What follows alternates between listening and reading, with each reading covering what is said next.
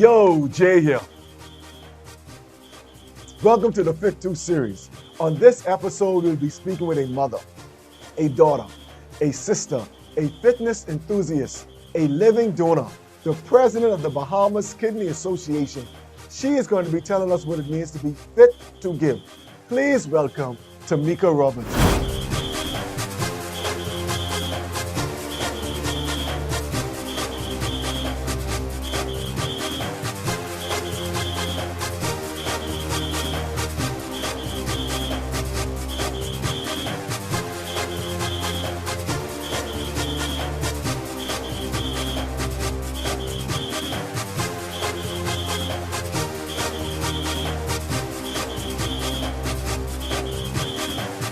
Hey, Tamika. Hi, Jay. How are you? I'm doing great, and you? I'm good. Awesome. We just finished getting our workout in. We had a J Fitness Kidney Association collaboration here at Solomon's. So I'm feeling great. Are you feeling great? I'm feeling great. Awesome, awesome, awesome. So tell us about your fitness journey. Well, my fitness journey started sometime back in 2013, 2014. Um, Before that, I was health conscious. So before that, I drank water. I did a little walking around in my community. No running, but a little walking around. So I was very health conscious. But it really started in 2013, 2014 when I joined BPL. They had a fitness program in the afternoon, and I joined that. I think it was for about an hour from 5:30 to about 6:30. So I joined that. That was, I think, 2 or 3 days out of the week. So I used to do that. And then one evening, before that, I've heard a lot of people talking about, oh, have you tried Donovan's class? Have you tried Donovan's class? I said, who's Donovan? Oh, he works downstairs in customer service. I said, no, I haven't. So you need to try Donovan class. And I was like, oh, and they just said, he's tough, he's tough. And I was like, I don't know if I'm ready for a tough instructor. And so I met Donovan I'm here, you. yeah, I met I met Donovan, which is you. I met you. And then you encouraged me. You said, oh, Tamika, come join one of my classes. And I was like, yeah, I'm coming, I'm coming. And I think I kept promising you. And then one afternoon, you met me in the parking lot. I just finished my workout with BPL, and you said, come do this. I think it was junction aerobics. And I was like, I just finished working out. You said, but that's okay. You can still come. I was like, oh my goodness. I said, anyway, I said to myself, let me do this class and get you off my back. And once I do it, you won't ask me again. And so I decided to go, and I did the class, and I almost died. I almost died. It was so tough, but yet I enjoyed it. I really enjoyed it. And so I came back and I joined J Fitness. And from 2014 until now, I've been an active member in J Fitness. And we've done a lot of things in J Fitness in terms of diet change.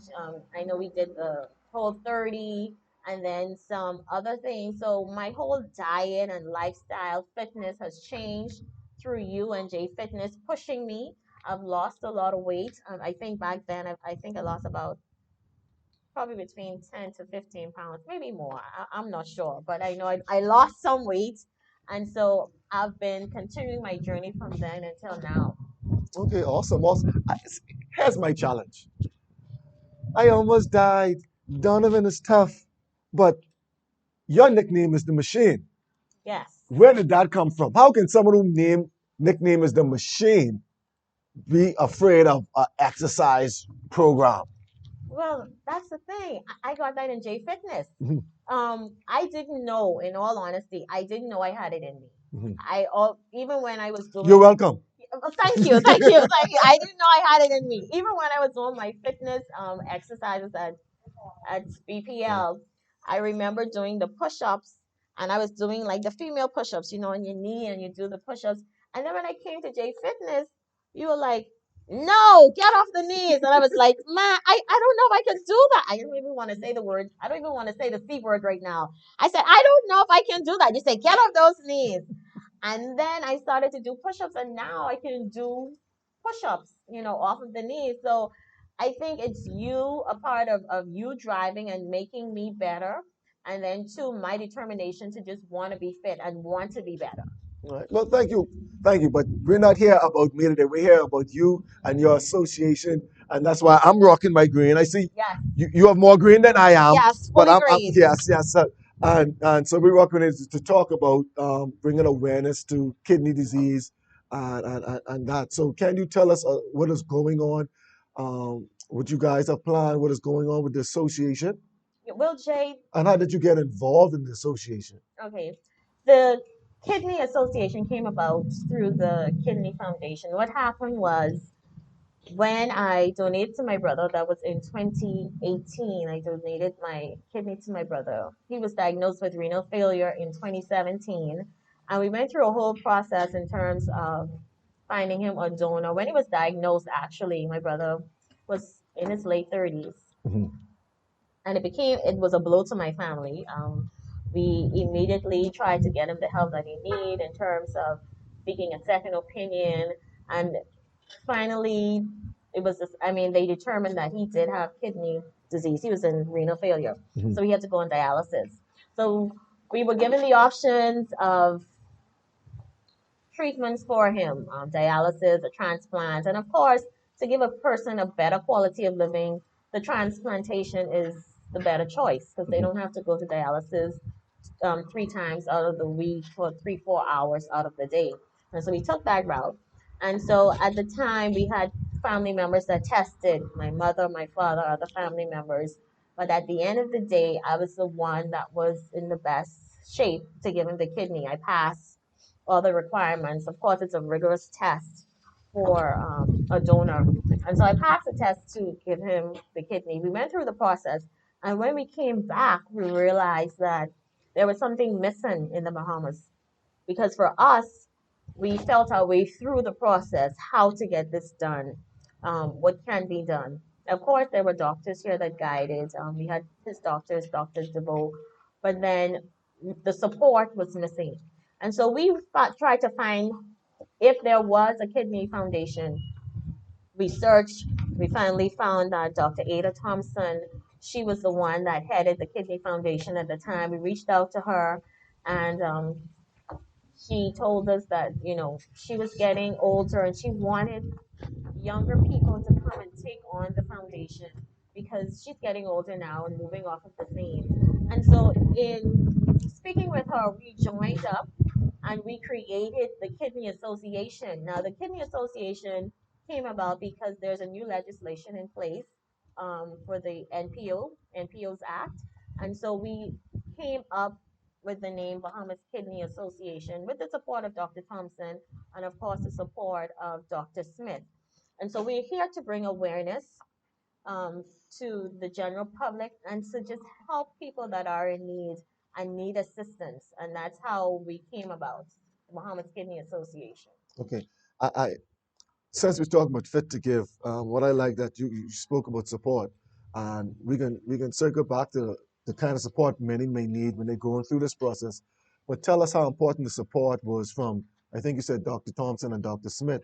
How it's important from the medical society, the medical community in supporting the Kidney Association. How important is that support? Well, that's very important, and we are calling upon all doctors, especially those in the nephrology department, because whereas we are a volunteer-based organization, we have volunteers that are willing to spread the news, spread the word, and do all of the groundwork. But we're not medical people. We cannot diagnose, we cannot give medical advice. And so once we get the information out there, we would need the medical community to support the organization, to give the medical advice, to steer the people in the right way. Because I think what we found is people want information. Mhm. And I'm not a medical person, so we would need the medical community to give us the information so that we can share it with the wider community so that they can get the help that they need. Okay, thank you, thank you. Now tell us about your journey because you said many people did some testing to find out and clearly you came back as a positive result. I don't know as a match. Right, as a match. So even though you were a match, even though that's you're one good brother, Yes, my one good brother. tell us about the process of you deciding to give and because everyone was not going to give because you also have a son So, Mhm. people like, I might need to save this for when it's Mhm. my time. I don't know what Mhm. my quality of life is going. So tell us about your thought process and how did you finally come to the point, you know what? This is my good brother. I'm just going to make it happen. So what was your thought process? Were you afraid? You know? Well, Jay, to be honest, I knew that if I was the one to give him the kidney, if I was the match, I was going to do it. Okay. But of course, I'm the sister. He has a mother, a father, a wife. So it went through a list and then it came to me because everybody loves my brother. My brother is a very easygoing person. And of course, his mother and father, they would want to give. That's their child. And of course, his wife as well, she would want to give. That's her husband. And so we went through a process and I was next on the list. And so I was the one um, fit enough to give. Of course, this process is very rigorous. Like it's a lot of testing, a lot of it's a lot, and they Mhm. go through a whole process to make sure that at the end of the day, once you give your kidney, you are not at risk. Not to say that something cannot happen, because they give you all of the risks in terms of giving a kidney. So for me, I honestly feel that my fitness journey prior to 2018 certainly prepared me for this journey. There's nothing else I can say that prepared me for this journey besides the family support and God, of course. I cannot exclude Him, but mentally, I feel as if not mentally, physically, I know that it was my fitness journey that prepared me to give the kidney, to donate the kidney to my brother. I can also say that it was a lot of thinking um, and a lot of processing. Not to say that I would not give it to him, but you have to think about the persons that will be affected by your decision. Mhm. And that was something that I thought about. My mother has two kids, so both of us would be under the knife at the same time. There is a possibility, whenever there's a surgery, there's a possibility that you may die. Mhm. You may not come out. I mean, that's just the possibility. So my mother had two kids, so I had to think about her, my father losing two children at the same time, or even one. Mhm. I thought about my son, and I think that one was closer to me because my son had already lost a parent, and I'm his only living parent. Even though he was an adult at the time in terms of a college graduate, he was graduating that year. He was an adult, but he was still young, Mhm. and so I thought about him and what how it would affect him if I was to pass on the table. And so I thought about all those things, but yet at the end of the day, I thought about my brother. I thought about my niece. I thought about my nephew. I thought about my son growing up without a father. And I thought about what it would be with my niece and nephew growing up without a father. And Mhm. it's tough. It's hard. And I know society is tough on you men sometimes, but I can tell you that's a missing piece. Mhm. It's a missing piece. So I thought about that, and I didn't want to see my brother suffer. I didn't want to see my brother go through the physical changes that dialysis bring to patients. I thought about all of that. I thought about my brother getting up early in the morning or after when he gets off from work, being tired, going to dialysis for 3 to 4 hours, three times out of the day. And I didn't want him to go through that. And so I'm older. I'm the older sister. You My, old? I am older. I Okay. said I'm older. And my son was already finished with life. He was an adult. And so I made the decision to give my brother a better quality of life. And Mhm. so I always knew I would do it. But these were some of the thoughts that ran through my mind as I was trying to figure out, what should I do? Giving him the kidney was not an option, but I had to consider and think about, the people that it would affect at the end of the day. Not giving them thought. Okay, so Hmm. awesome. So okay, you got your information. You did the surgery. How was post surgery for you? You fitness is a part of your life. So how was it getting back on track? How? So tell us about that experience. Well, getting back on track, I can tell you, I was out for the first couple of weeks. Like I could not move. I I said I would never get back up to run. I didn't think I could because I was in a lot of pain. It was very painful. And so I can tell you after you have surgery, that same night, actually, I was in bed. The surgery happened early that morning, about 10 o'clock that night. The nurse came and she said, "Get up. You have to walk." I was like, "Already? It's 10 o'clock. Like I just Cold came out of blooded. surgery." And she said, "Yes, you have to move. You have to move." And so from hours after my surgery, they had me up walking. And I Movement wasn't, is life. I only could do about a few steps, but she said, "You have to move." And so every day I had to get up and walk and walk. And eventually because I'm used to running long distance, so my walks became longer. I walked for longer periods, 3 to 5 miles. Sometimes I walked. And with my mother, of course, I never went alone. And so it got easier. It got easier getting back into things. And so during my recovery phase, I was walking and running in between, walking and running in between. But my fear was coming back to J Fitness, to you. That was my fear. That was my fear.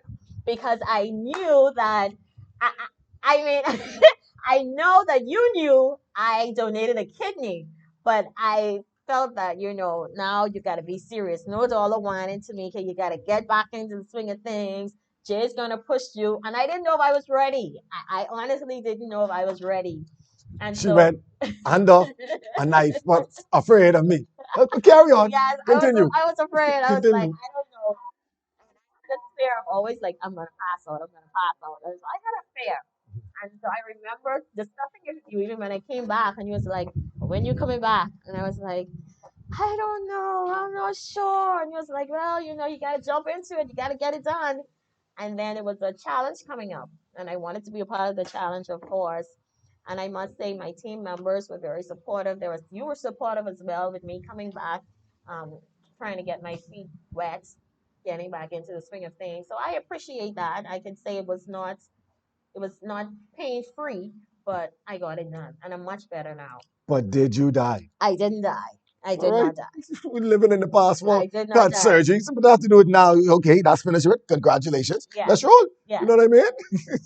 So that's good, man. So and you keep the trend going. You clearly inspiration Hmm. to many. So going through the process, going through your mother, your father, the families involved. How important is family support? You spoke about the support of the doctors for the foundation. How is important family support for you and to anyone else who may be going through this process? I can tell you that family support is very important. Like that, I think that was something that definitely kept me and my brother. Even the day of the surgery, I didn't have any fear. I was at peace, whatever the outcome was. And my brother said the same thing. He was at peace, whatever the outcome would have been. We both were at peace. And that family support is very important. I can tell you, we went over there. Didn't have to worry, me nor him. My family took care of everything. So we did not have to think about where we were going to stay or look for a place to stay or wonder what we were going to eat. Like I ate. I didn't have to worry about nothing I had to worry about. And the family supported those that couldn't travel to be there with us. Even they called some people. We were over there for like 3 months, my brother and I, at Cleveland Clinic. And so we had people that dropped in, family members that came over, that called, um, checked on the house, because you need people here to still check on your house Mhm. and still do things here for you. And I can say everybody chipped in. Everybody chipped in. My father traveled. I have aunts over there that traveled, uncles. Like the support was great, and it is needed. It is truly needed because when you have a surgery like that, even for my brother and I, sometimes he had doctor's visits. So we had even my daughter-in-law now, my son's girlfriend at that time, her and her mother came down and they That's stayed. nice.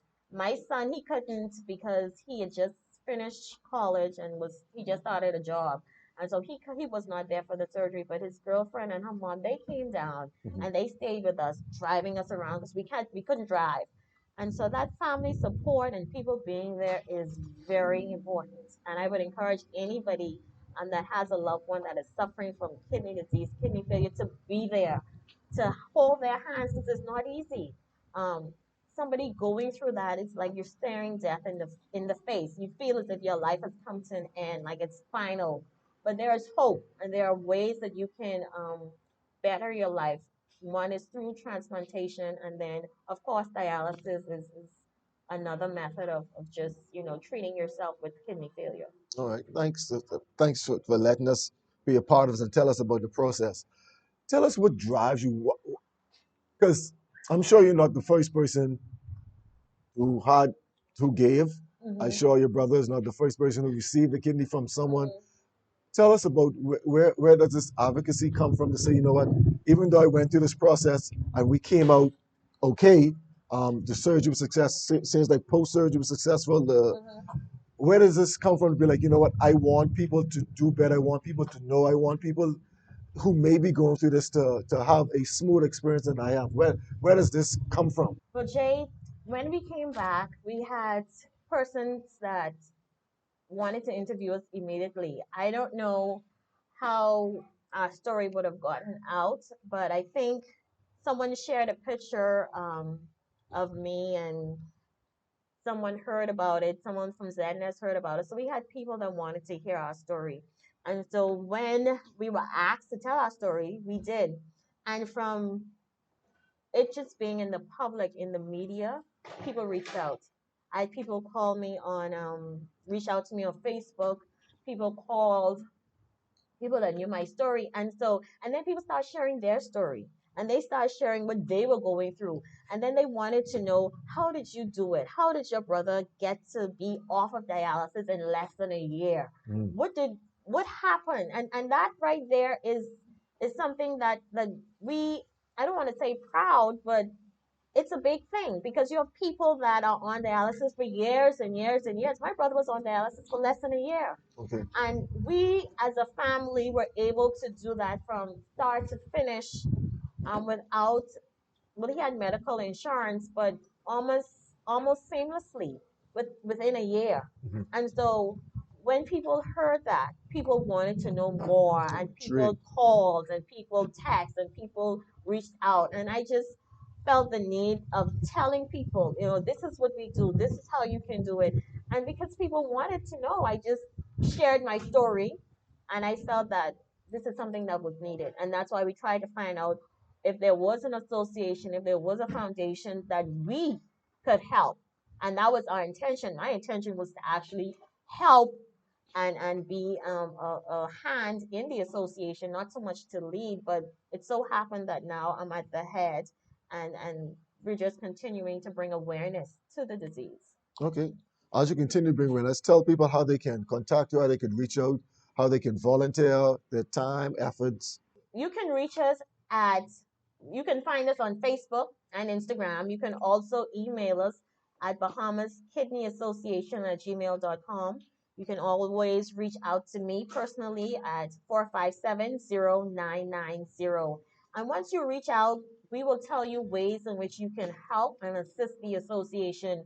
We definitely want to start with bringing more awareness to the public. Like Okay. that is so key and so instrumental. And what I have found is that more people are reaching out because they don't know where to go. They don't know what the government is doing. They don't know what is being offered.